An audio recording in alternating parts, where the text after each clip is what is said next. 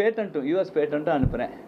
அதில் நான் சொன்ன அந்த anti fungal, anti bacterial and anti inflammatory properties இருக்குது, கோமியத்தில் இருக்குன்னு சயின்டிஃபிக்காக ப்ரூவ் பண்ணியிருக்காங்க. இதுதான் அன்றைக்கி சொன்னது. நீங்க ஒரு ரிசர்ச் பேப்பர் சொல்றீங்க, இதே மாதிரி வேற சில ரிசர்ச் பேப்பர் இருக்கு, அதுல வந்து கோமியம் வந்து ஹார்ம்ஃபுல் அப்படின்னு சொல்லி சோஷியல் மீடியால பரப்பிட்டு இருக்காங்க. சரி, அதை பத்தி எனக்கு அந்த ரிசர்ச் பேப்பர் நான் பார்த்ததில்லை. இந்த ரிசர்ச் பேப்பரில் இருக்கு. இதில் வந்து இந்த ரிசர்ச் பேப்பர் வந்து நேச்சர் அமெரிக்காவில் NIH ஒரு 2 ரிசர்ச் பேப்பர் இருக்குது. நீங்கள் வந்து பஞ்சகாவியத்தை அப்படியே சாப்பிட முடியுமா? அதனால் நாங்கள் வந்து ஒரு வருஷத்தில் எங்களுக்கு சில பண்டிகைகள் வரப்போது நாங்கள் பஞ்சகவியம் சாப்பிட்றோம். அது எங்கள் இதில் இருக்குது, எங்கள் இதில் பஞ்சகவியம் சாப்பிட்றது இருக்குது. அதனால் நான் பஞ்சகவியம் சாப்பிடுவேனான்னு கேட்குறியா? சாப்பிடுவேன், நிச்சயமாக சாப்பிட்றேன்.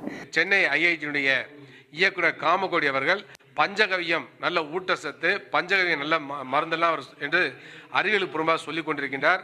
உலகத்தில் எந்த விஞ்ஞான ஆராய்ச்சியிலையும் வந்து பசுமாட்டு யூரின் வந்து நல்லது, அது மருத்துவ குணம் மிக்கது, அது கேன்சர் வராமல் தடுக்கும் என்றெல்லாம் ஆய்வுகள் நிரூபிக்கவில்லை, இந்தியாவிலும் நிரூபணமாகவில்லை.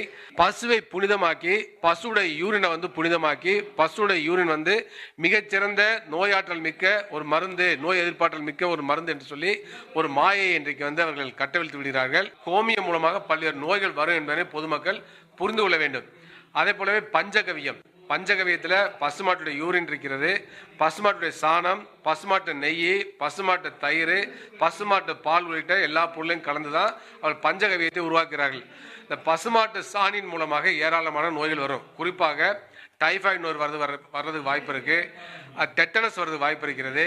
அதேபோல் நாடா புழு வந்து மிக முக்கியமான ஒரு நோய், மிக மோசமான ஒரு நோய்.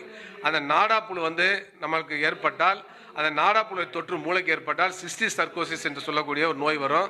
அது வந்து அந்த முட்டைகள் வந்து ஏராளமாக மூளையில் போய் கூடு கட்டுகின்ற பொழுது அதன் மூலமாக வலிப்பு நோய், தீராத வலிப்பு நோய் ஏற்படும். அதுதான் சிஸ்டிக் சர்க்கோசிஸ் பேர்.